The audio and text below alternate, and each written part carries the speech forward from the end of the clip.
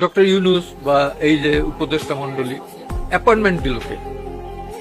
আমার প্রশ্ন, আমি জানি না কে দিচ্ছে।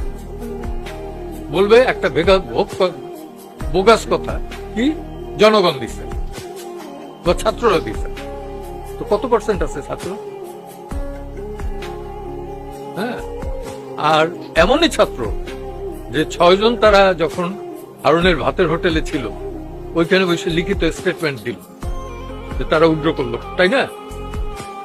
তার প্রেক্ষাপটে কিন্তু আমরা এখানে কিছু আইনজীবীরা মুভমেন্ট করলাম এবং মামলা করলাম গুলি এবং তাদের যাতে এখানেই করে। তারপর তো একটা শেপ নিছে।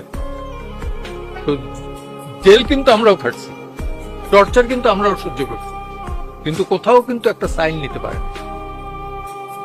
সেই অ্যাটিটিউড আমাদের ছিল না। তো এখন বিষয়টা হয়ে গেছে ভিন্ন।